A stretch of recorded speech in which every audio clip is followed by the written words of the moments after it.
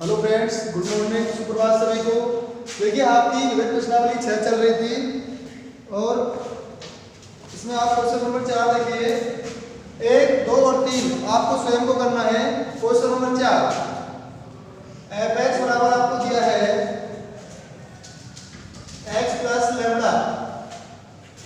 यदि x is less than 3, F x का मान 4 है। यदि x बराबर 3, एफ एक्स का मान 3x माइनस 5 होगा यदि x इज ग्रेटर देन 3। बिंदु x बराबर 3 पर समतल है। बिंदु x बराबर 3 पर समतल है। तब लैम्बडा का मान ज्ञात करो। तब लैम्बडा का मान ज्ञात करो। देखिए, आपका क्वेश्चन है एफ एक्स बराबर है एक्स प्लस लेमडा के यदि एक्स इज लेस देन 3। जब एक्स का मान 3 से छोटा है तो एफ एक्स का मान क्या है? X plus lambda. और जब एक्स का मान 3 है तो एफ एक्स का मान कितना है? 4। और जब एक्स का मान 3 से बड़ा है तो एफ एक्स का मान कितना है? 3x minus 5। इसमें आपको दूसरी बात दी है, जो आपका फलन एफ एक्स है, x बराबर 3 पर क्या है? संतत है। तो लैम्बडा का मान ज्ञात करो। इस प्रकार के क्वेश्चन आपके एग्जाम की दृष्टि से महत्वपूर्ण होते हैं। आपको क्या है? किसी अज्ञात राशि का मान निकालना होता है। तो देखिए, सॉल्यूशन में दिया है एफ एक्स एक्स बराबर 3 पर संतत है। अर्थात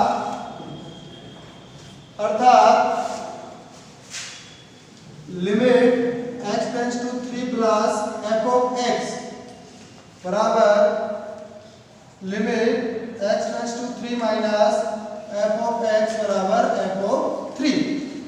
अर्थात जो एफ एक्स है आपको दिया है x बराबर 3 पर संतत है। x बराबर 3 पर संतत है, इसका मतलब क्या है? इस एफ एक्स की 3 पर दाएं सीमा, बाएं सीमा और इस बिंदु पर जो फलन का मान है वो क्या होगा? बराबर। तो अब क्या करेंगे? आप किसी एक साइड का मान निकाल लीजिए। तो मैं मान निकाल रहा हूं यहां से राइट हैंड लिमिट। तो ये आपका limit x tends to 3 plus F of X और ये बराबर होता है आपके लिमिट x टेंड्स टू 0। जब आप राइट हैंड लिमिट निकालते हैं तो x को क्या पुट करते हैं? a plus h। जब आप राइट हैंड लिमिट निकालते हैं तो x को क्या रखते हैं? a plus h। और a क्या है यहाँ पर आपका? 3। तो ये हो जाएगा आपका 3 प्लस h। अब देखिए, आपको मान निकालना है f 3 प्लस h का। अब जो आपका x है वो क्या है? 3 से बड़ा है। x क्या है? 3 से बड़ा। और जब x का मान 3 से बड़ा है तो आपको कौन सा फंक्शन काम लेना है? ये वाला। तो आपका एफ एक्स हो जाएगा 3x माइनस 5। तो ये बराबर होगा limit x tends to 0। x क्या रखना है आपको? 3 प्लस x। तो ये हो जाएगा 3 इंटू 3 प्लस x माइनस 5। दोबारा से देखिए, आपको दिया है एफ एक्स एक्स बराबर 3 पर क्या है? संतत है। इसका मतलब क्या हुआ? इस एफ एक्स की x बराबर 3 पर दाएं सीमा, बाएं सीमा और इस बिंदु पर फलन का जो मान है, इस बिंदु पर फलन का मान क्या होगा? बराबर होगा। तो देखिए, आप सबसे पहले क्या निकालेंगे? दाएं सीमा। तो देखिए, आपको x दिया हुआ है 3 प्लस x। जब x का मान क्या है? 3 से x का मान क्या है? 3 से बड़ा है। और जब x का मान 3 से बड़ा है तो आपको ये फलन काम में लेना है 3x माइनस 5। तो x क्या पुट करके बताइए? 3 प्लस x। तो ये हो जाएगा आपका 3 इंटू एक्स। और x के स्थान पे क्या रखना है? 3 प्लस x माइनस 5। अब आप h बराबर 0 रखिए यहाँ पर, ये हो जाएगा आपका h बराबर 0 रखो तो 3 + 0 3, 3 × 3 9 और 9 - 5 ये हो जाएगा आपका 4। तो आपकी जो राइट हैंड लिमिट है उसका मान कितना आ गया, 4 आ गया। अब देखिए आपको दिया है f(x) क्या है, x बराबर 3 पर संतत है, ये किसके बराबर होगा, f(3) के। किसके बराबर होगा, f(3) के। ये तो इसका मान f(3) का मान कितना है, 4। अब आप निकालेंगे right hand limit. Right hand limit निकालेंगे, बताओ कैसे आएगी वो, limit x tends to 3 minus, ये हो जाएगा आपका 3 - h। अब आपको कौन सा फंक्शन काम में लेना है, ये हो जाएगा आपका limit h tends to 0। 3 - h का मतलब है आपका जो x है वो 3 से छोटा है, और जब x का मान 3 से छोटा है तो आपको ये फलन काम में लेना है। तो बताइए यहाँ पर x क्या रखेंगे, 3 - h, तो ये हो जाएगा 3 - h प्लस लैम्डा, और ये बराबर हो गया किसके, h बराबर 0 रखो, 3 प्लस लैम्डा के, 3 प्लस लैम्डा के, और ये आपको बराबर दिया है किसके, f(3) के, और f(3) की वैल्यू कितनी बताओ, 4। तो लैम्डा प्लस 3 बराबर हो गया 4 के, तो यहाँ से लैम्डा का मान कितना आ गया, बराबर 1। तो क्या करेंगे, देखो इसमें आपको दाएं सीमा निकालने की कोई आवश्यकता नहीं है, क्योंकि आपका जो लैम्डा है किसमें, बाएं सीमा में, किसमें, बाएं सीमा में। यदि आप दाएं सीमा नहीं निकालेंगे तभी आपका काम चल जाएगा, क्योंकि आपको इस क्वेश्चन में क्या निकालना है, लैम्डा, और लैम्डा कौन सी सीमा में है, बाएं सीमा में। तो बाएं सीमा का मान निकालिए और उसको किसके बराबर रख देंगे, 4 के, क्योंकि फलन आपका क्या है, संतत। तो इस प्रकार से आप किसके मान निकाल सकते हो, अज्ञात राशि लैम्डा का।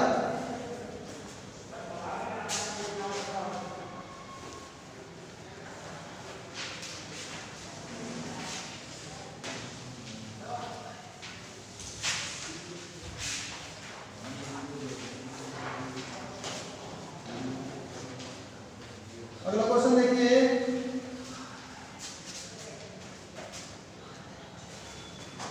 अगला क्वेश्चन है आपका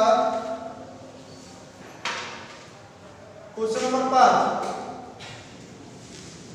ये कह रहा है आपको f(x) दिया है cot x, f(x) आपको दे रखा है cot x, x बराबर दे रखा है आपको n π/2 पर असंतत है, पर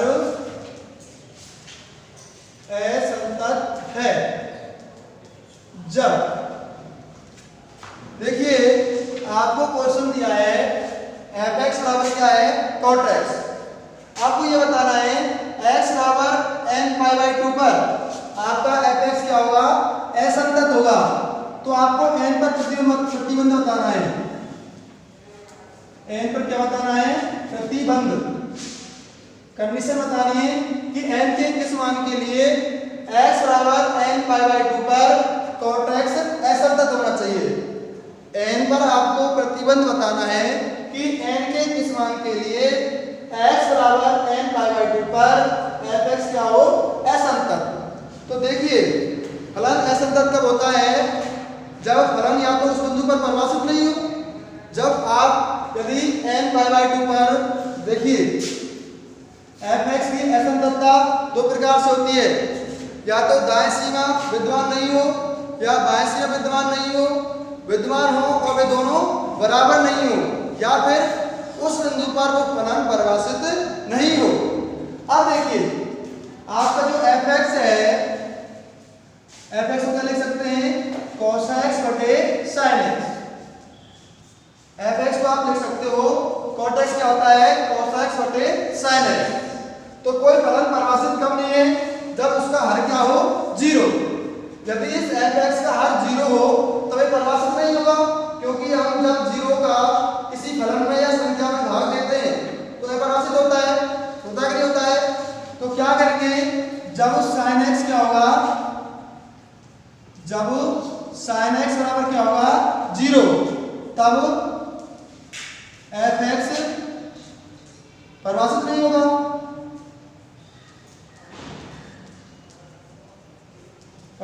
नहीं होगा इसका मतलब क्या है, वो संतत नहीं होगा, और संतत नहीं होगा तो वो कैसा होगा, असंतत। दोबारा से सुनिए, यदि किसी फलन का हर जीरो हो, यदि किसी फलन का हर जीरो हो, तब आपका जो फलन है वो परिभाषित नहीं होता है। तो मैं ये कह रहा हूं यदि sin x का मान 0 हो गया, sin x का मान 0 हो गया, तो आपका जो f(x) है वो क्या हो जाएगा, असंतत हो जाएगा। तो बताइए sin x का मान 0 है तो आप इसको क्या लिख सकते हो, तो यहां से x का मान कितना आएगा बताओ। आप जानते हो, आपने 11th क्लास में फॉर्मूला पढ़ा होगा, sin x बराबर sin अल्फा, यदि x बराबर n पाई प्लस माइनस 1 की power n into alpha. sin x यदि sin अल्फा के बराबर है तो x होता है n पाई प्लस माइनस 1 की पावर n इंटू अल्फा की। अब यहाँ पर ये क्या है, इसको आप लिख सकते हो sin x बराबर sin 0, क्योंकि sin 0 का मान में क्या होता है, 0। तो यहाँ से बताइए x का मान n पाई, और ये आपका जो n है वो कहाँ बिलोंग करता है, z में, यानी कि पूर्णांक संख्याओं में। कहाँ बिलोंग करता है, पूर्णांक संख्याओं में। तो देखिए x का मान हो जाएगा आपका, x बराबर हो जाएगा n पाई प्लस माइनस 1 की पावर n इंटू अल्फा, और अल्फा का मान कितना है यहाँ पर, 0। तो ये हो जाएगा आपका x बराबर n पाई, 0 को गुणा इससे करेंगे तो 0 हो जाएगा, तो x बराबर हो जाएगा n पाई। अब देखिए यदि x का मान क्या है, n पाई है, तब आपका ये फलन क्या होगा, असंतत होगा, क्योंकि x का मान आप n पाई लेते हो तो sin x क्या हो जाता है, 0। अब आपको पूछ क्या रहा है, x बराबर n पाई बाई 2 पर असंतत कब होगा। तो देखिए यहाँ पर n किसे बिलोंग कर रहा है, z में, क्योंकि x बराबर n पाई प्लस माइनस 1 की पावर n अल्फा, इसमें n का बिलोंग करता था z में। तो बताइए n पाई बाई 2 पर असंतत कब होगा, जब आपका ये क्या है, n बटे 2, n के स्थान पर यहाँ कितना है, n बटे 2, तो n बटे 2 किस में जाना चाहिए, n बटे 2 z के अंदर। यदि n बटे 2 किस में जा रहा है, z में जा रहा है, तो बताइए n बटे 2 पाई इस पर क्या हो जाएगा, sin x 0 हो जाएगा। अतः यदि n बटे 2 बिलोंग्स टू z, तब sin x बराबर 0, यदि x बराबर n पाई बाई 2। क्लियर है सबको। अगला क्वेश्चन देखिए, क्वेश्चन नंबर 6 आपको दिया है फलन f(x) बराबर x mod x के उन बिंदुओं का समुच्चय, f(x) बराबर x mod x के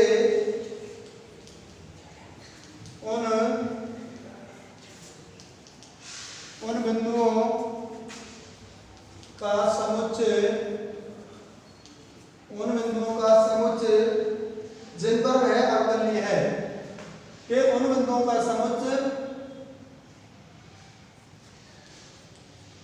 जिन पर वह अवकलनीय है। देखिए क्वेश्चन क्या है आपका, आपको दिया है f(x) बराबर x mod x, आपको दिया है f(x) बराबर x mod x के उन बिंदुओं का समुच्चय ज्ञात करना है जिन बिंदुओं पर एक फलन क्या है, अवकलनीय है। आपको f(x) के बिंदु ज्ञात करने हैं जिन बिंदुओं पर आपका फलन कैसा है, अवकलनीय। अब देखिए मैंने आपको पहले ही बताया था, सबसे पहले तो आप फलन में से क्या हटाते हैं, मोड हटाते हैं। क्या हटाते हैं, मोड। और मोड हटाने का आसान तरीका क्या है, मोड के अंदर जो आपको फलन दिया है उसको 0 के बराबर रखते हैं। तो बताओ यहाँ पर मोड के अंदर क्या है, x, तो सबसे पहले x बराबर 0, फिर एक संख्या रेखा पर इसको प्रदर्शित करते हैं, ये हो गया आपका x बराबर 0। तो आपका जो फलन है दो भागों में डिवाइड हो गया, एक तो जब x क्या हो, 0 से छोटा, और दूसरा हो गया जब आपका x समान 0 से बड़ा है। तो आपका जो फलन है दो भागों में डिवाइड हो गया, एक तो x का मान 0 से छोटा हो और एक जब x का मान 0 से बड़ा हो। तो देखिए fx बराबर, आपको देखिए जब x का मान 0 से बड़ा है, x का मान 0 से छोटा है और x का मान 0 के बराबर है। तीन केस बन गए, एक तो x का मान 0 से छोटा, एक x का मान 0 और एक x का मान 0 से बड़ा।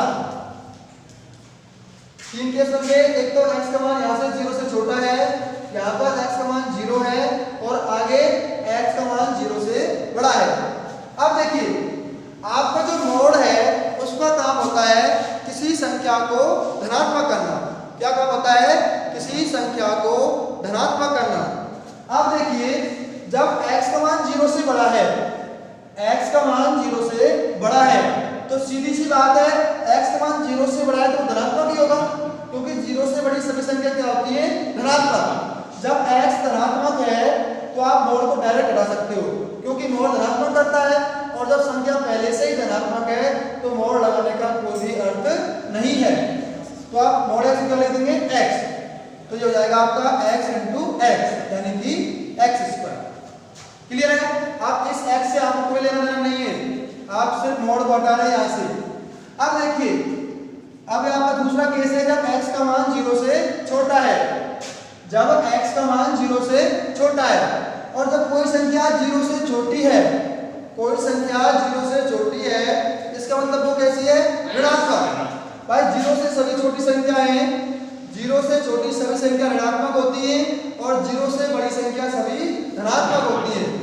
तो 0 से छोटी सभी संख्या है वो ऋणात्मक है, और ऋणात्मक को धनात्मक करने के लिए आपको -2 है, ये धनात्मक करना है, तो क्या कर देंगे, माइनस से गुणा कर देंगे आगे, तो ये हो जाएगा आपका 2। अब देखिए जब x का मान 0 से छोटा है, यानी कि आपका x कैसा है, नेगेटिव है, और मोड का क्या क्या होता है, धनात्मक करना।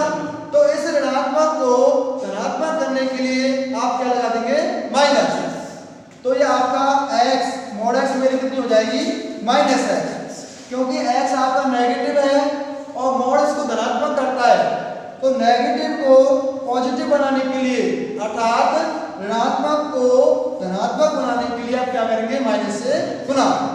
जब x बराबर 0 है तो यहाँ डायरेक्ट रख दीजिए 0 इंटू मोड 0, तो मोड 0 का मान 0 होता है, 0 इंटू 0 कितना हो जाएगा, 0। तो आपका फलन आ गया fx बराबर x स्क्वायर जब x is greater than 0, minus x square जब x इज लेस देन 0, और ये आपका हो गया 0 जब x बराबर 0। तो आपका जो फलन बन गया कितना आ गया, fx बराबर आ गया x स्क्वायर जब x का मान 0 से बड़ा है, और fx का मान -x स्क्वायर होगा जब x का मान 0 से छोटा है। fx का मान 0 है जब x बराबर 0। अब देखिए आपका क्वेश्चन पे आइए, ये कह रहा था fx के उन बिंदुओं का समुच्चय ज्ञात करिए जिन पर ये फलन क्या है, अवकलनीय। आपको पता है ये क्या है, एक बहुपद है, x स्क्वायर -x स्क्वायर 0, ये सब क्या है, बहुपद है। और आप जानते हैं प्रत्येक बहुपद क्या होता है, संतत भी होता है और एक अवकलनीय भी होता है। प्रत्येक बहुपद संतत होता है और एक अवकलनीय होता है। तो देखिए जब x का मान 0 से बड़ा है तो फलन क्या है आपका, x स्क्वायर, तो x स्क्वायर भी अवकलनीय है। x का मान 0 से छोटा है तो -x स्क्वायर, -x स्क्वायर भी क्या है, बहुपद है, तो ये भी अवकलनीय है। और 0 तो कांस्टेंट, तो प्रत्येक अचर तो अवकलनीय होता ही है, क्योंकि प्रत्येक अचर का अवकलन क्या होता है, 0। तो प्रत्येक अचर अवकलनीय होता है, ये दोनों बहुपद हैं, ये भी अवकलनीय है। तो मैंने आपको एक बात और बताई कि आपको जहां पर फलन टूट रहा है उस बिंदु पर आप समतलता और अवकलनीयता चेक कर लीजिए, उसके अलावा आपको कहीं पे चेक करने की कोई आवश्यकता नहीं है। तो आपको जो ग्राफ कहां पर टूट रहा है, 0 पर। एक तो x का मान किस पर टूट रहा है, 0 पर, तो सिर्फ आप इसकी 0 पर अवकलनीयता चेक करिए कि ये फलन 0 पर अवकलनीय है या नहीं। तो देखिए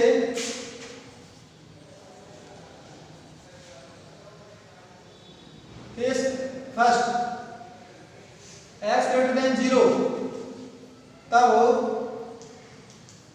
f(x) बराबर x स्क्वायर एक बहुपद है, अतः अवकलनीय होगा। Case second x is less than 0 तब देखिए x का मान 0 से बड़ा है, तब f(x) क्या है x स्क्वायर, और x स्क्वायर क्या है एक बहुपद है, और बहुपद क्या होता है अवकलनीय। केस सेकंड जब x इज लेस देन 0 तब f(x) बराबर -x स्क्वायर जो कि बहुपद है, अतः अवकलनीय होगा। केस थर्ड x बराबर 0। देखिए कोई संख्या है या तो 0 से बड़ी होगी या 0 से छोटी होगी या फिर 0 के बराबर होगी। कोई भी वास्तविक संख्या हो या तो वो 0 से छोटी होती है या 0 से बड़ी होती है या फिर 0 के बराबर होती है। तो देखिए आप क्या करेंगे, सिर्फ आप x बराबर 0 पर इसकी अवकलनीयता चेक करेंगे। तो देखिए f(x) x बराबर 0 पर अवकलनीय कब होगा, x बराबर 0 पर f(x) अवकलनीय होगा यदि limit x tends to 0 f(x) 0 plus f(x) minus f(0) बटे x माइनस 0 बराबर हो limit x tends to 0 minus f(x) minus f(0) बटे x माइनस 0। यदि ये दोनों बराबर आ जाते हैं तब आप x बराबर 0 पर इसको अवकलनीय बोलते हैं। तो चेक करेंगे, तो देखिए x के सभी मानों के लिए f(x) अवकलनीय है, x के धनात्मक मानों के लिए भी अवकलनीय है, ऋणात्मक मानों के लिए भी अवकलनीय है। इस पर आप चेक करेंगे कि 0 पर अवकलनीय है या नहीं, दोनों का मान निकालेंगे। यदि वो बराबर आ रहा है तो आप कह सकते हो x के प्रत्येक मान के लिए अर्थात प्रत्येक वास्तविक संख्या के लिए क्या है अवकलनीय है। तो आप इसको चेक करेंगे, आगे स्वयं सॉल्व करेंगे। x का मान 0 से बड़े के लिए और 0 से छोटे के लिए तो यह अवकलनीय है, क्योंकि f(x) आपको x स्क्वायर दिया है, x स्क्वायर का अवकलन जानते हो आप 2x होता है और माइनस x स्क्वायर का माइनस 2x होता है। तो x का मान 0 से बड़ा है तब भी अवकलनीय है, x का मान 0 से छोटा है तब भी अवकलनीय है। सिर्फ आपको चेक करना है x बराबर 0 पर, क्योंकि इस 0 पर ही आपका फलन दो भागों में डिवाइड हो रहा है। जब x का मान 0 से बड़ा है तो आपको ये फलन काम आएगा, x का मान 0 से छोटा है तो आपको ये फलन लेना है। तो कोई भी फलन हो जब आपको उसकी सर्वत्र की चेक करना है तो सिर्फ आप उसी बिंदु पर चेक करिए जहां पर वो फलन टूट रहा है। क्या हो रहा है, फलन टूट रहा है। क्योंकि जब मैंने आपको संततता की परिभाषा बताई थी तो सबसे पहली परिभाषा ये थी कि एक फलन संतत फलन कहलाता है यदि उसका ग्राफ कहीं से टूटे नहीं, उसका ग्राफ कहीं से टूटना नहीं चाहिए। तो आप जहां पर फलन टूट रहा है वहीं पर चेक करेंगे, उसके अलावा फलन की संततता और अवकलनीयता चेक करने की कोई भी आवश्यकता नहीं है। तो इस प्रकार आगे इसको स्वयं करेंगे।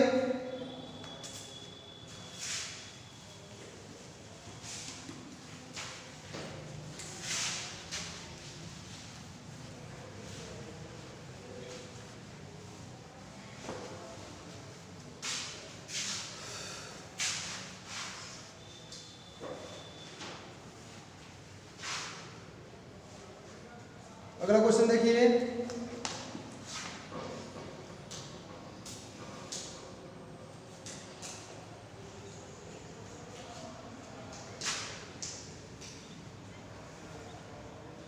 क्वेश्चन नंबर 7 आप स्वयं करेंगे, क्वेश्चन नंबर 8 स्वयं करेंगे, क्वेश्चन नंबर 9 देखिए फलन f(x) बराबर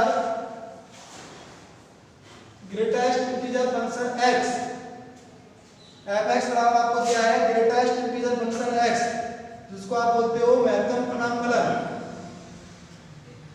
महत्तम पूर्णांक फलन, ग्रेटेस्ट इंटीजर फंक्शन, महत्तम पूर्णांक फलन।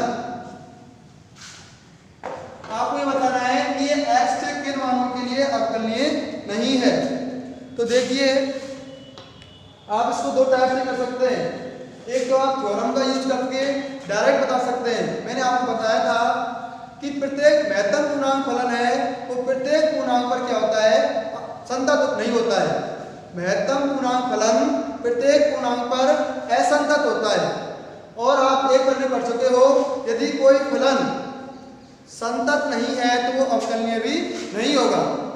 दोबारा देखिए, अवकलनीय है तो वो संतत होगा, लेकिन संतत है तो वो अवकलनीय हो ये कोई जरूरी नहीं है।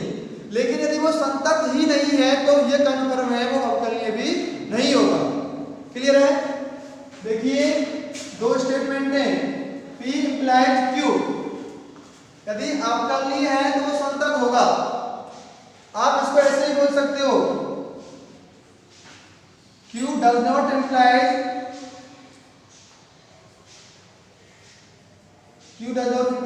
P। इसका मतलब है यदि Q नहीं है तो P भी नहीं होगा। ये आपका अवकलनीय है, P स्टेटमेंट क्या है, अवकलनीय, और Q क्या है, संतत। तो अवकलनीय है तो संतत होगा, ये तो निश्चित है। लेकिन यदि वो संतत भी नहीं है, यदि संतत नहीं है तो आप ये कह सकते हो वो अवकलनीय भी नहीं है। तो कोई फलन यदि किसी बिंदु पर संतत नहीं है तो वो जाहिर सी बात है वो अवकलनीय भी नहीं होगा। क्लियर है? पर ये नहीं कह सकते कि यदि इस बिंदु पर संतत है तो वो अवकलनीय होगा। संतत नहीं है तब आप बोल सकते हो कि वो अवकलनीय नहीं होगा। लेकिन आप संतत है तो ये नहीं बोल सकते कि वो अवकलनीय होगा। लेकिन अवकलनीय है तो वो संतत होगा, ये जरूरी है। मैं ये दोनों थ्योरम आपको प्रूव करा चुका हूं। दोबारा सुनिए, अगर अवकलनीय है तो वो संतत होगा, और संतत है तो अवकलनीय हो कोई जरूरी नहीं है, हो भी सकता है और नहीं भी हो सकता। यदि कोई फलन किसी बिंदु पर अवकलनीय है तो वो 100% संतत होगा। यदि संतत है तो वो जरूरी नहीं है कि वो अवकलनीय होगा, हो भी सकता है और नहीं भी हो सकता। लेकिन यदि किसी बिंदु पर वो संतत नहीं है तो हम ये 100% कह सकते हैं कि वो अवकलनीय भी नहीं होगा। ये तीन बातें को याद रखना, क्वेश्चन करने के बहुत काम में आती है और एग्जाम के अंदर ऑप्शन में डायरेक्ट पूछी जाती है। प्रत्येक अवकलनीय है कोई फलन तो वो संतत होगा। अगर वो संतत है तो हम नहीं कह सकते कि वो अवकलनीय होगा, अवकलनीय हो भी सकता है और नहीं भी। तीसरी बात यह है, यदि इस बिंदु पर संतत नहीं है तो ये 100% कह सकते हैं कि वो अवकलनीय भी नहीं होगा। अब देखिए, मैं ये कह रहा हूं, आप पहले प्रूव कर चुके हो कि महत्तम पूर्णांक फलन प्रत्येक बिंदु पर असंतत होता है। हम जानते हैं कि महत्तम पूर्णांक फलन प्रत्येक पूर्णांक पर असंतत होता है। अतः प्रत्येक पूर्णांक पर अवकलनीय भी नहीं होगा। यदि प्रत्येक पूर्णांक पर संतत नहीं है तो प्रत्येक पूर्णांक पर भी अवकलनीय भी नहीं होगा। क्लियर है सभी को? देखिए, मैं आपको बता रहा था कि प्रत्येक महत्तम पूर्णांक फलन पूर्णांक संख्या पर क्या होता है, असंतत होता है।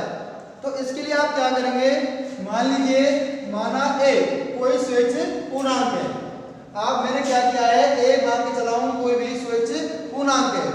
यदि आप इस f(x) को a पर क्या बता देते हो, असंतत, तब आप आसानी से कह सकते हो कि फलन f(x) a पर क्या है, असंतत होगा। यानी कि प्रत्येक पूर्णांक पर असंतत होगा। अब देखिए, इसके लिए क्या करेंगे, एक बार इस एफ एक्स की दाएं सीमा निकालेंगे और बाएं सीमा निकालेंगे। तो इस एफ एक्स की दाएं सीमा हो गई limit X tends to A plus F of X. इसको सोल्व करेंगे तो ये आएगा limit X tends to 0 F of A plus X. अब देखिए F of A plus X का मान यहां से निकालेंगे, एक्स के स्थान पे क्या रखेंगे ए प्लस एक्स, यहां क्या रखेंगे ए प्लस एक्स। तो ये हो जाएगा limit X tends to 0, X को क्या रखेंगे ए प्लस एक्स, तो ये हो गया महत्तम पूर्णांक फलन ए प्लस एक्स। और ए प्लस एक्स का मतलब क्या होता है, आप जब आप सॉल्व करोगे तो ए प्लस एक्स बराबर होता है किसके, ए के। ए प्लस एक्स बराबर होता है ए के, क्योंकि इसमें क्या है कुछ ऐड हो रहा है, एक्स ये में क्या हो रहा है कुछ ऐड हो रहा है, और ऐड होता है तो इसको हटा देते हैं, और आपका जो एक्स है किसकी ओर जाना है 0 की ओर, तो a प्लस एक्स का मान कितना हो जाएगा a। और जब यहाँ पर x की कोई पद ही नहीं है तो आप इसका मान डायरेक्ट लिख सकते हो कितना a। तो आपकी जो दाएं सीमा है उसका मान तो कितना आ गया a। अब बात करते हैं बाएं सीमा की। बाएं सीमा में देखिए limit x tends to a minus, ये बराबर होता है limit x tends to 0 f of a minus x के।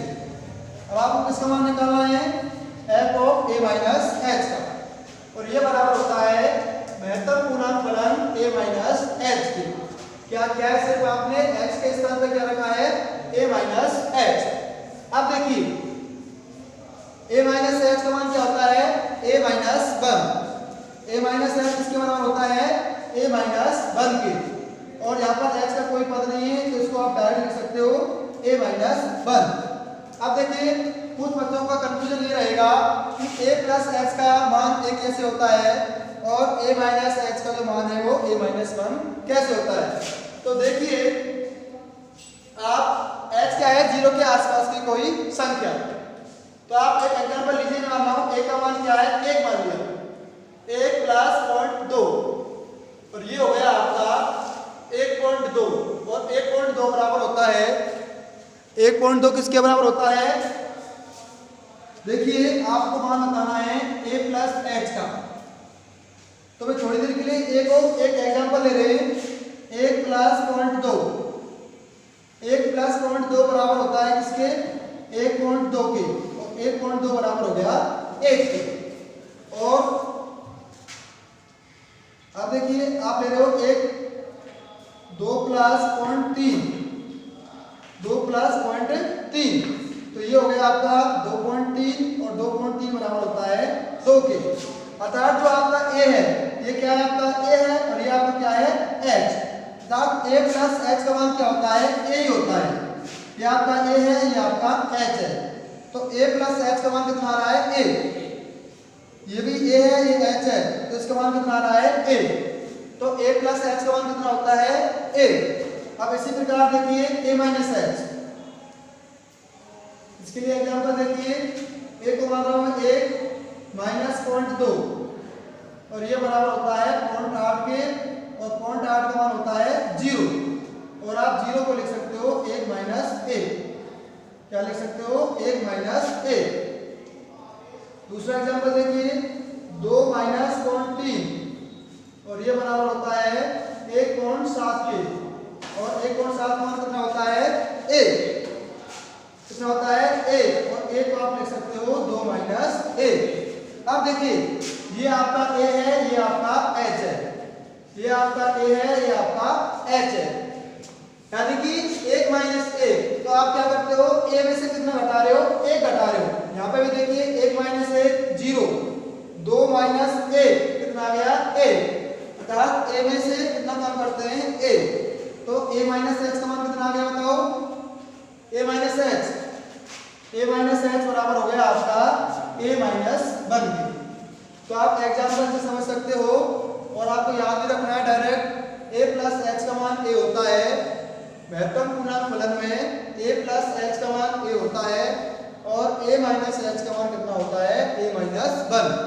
प्लस h है तो a होता है, माइनस h है तो a कम कर देते हैं। क्लियर है सभी को? तो इसका मतलब क्या हुआ, अतः fx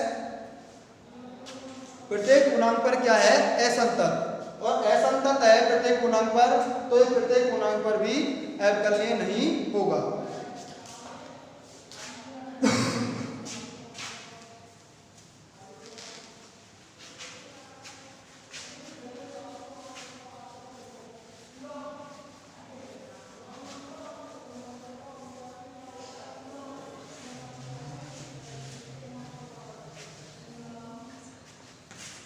अब देखिए अगला क्वेश्चन,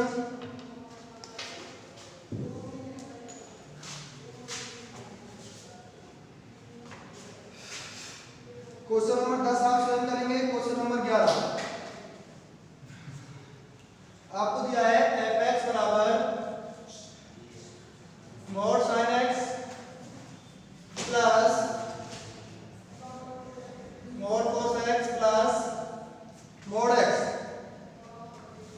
और x बिलोंग्स टू r के लिए, और x बिलोंग्स टू r के लिए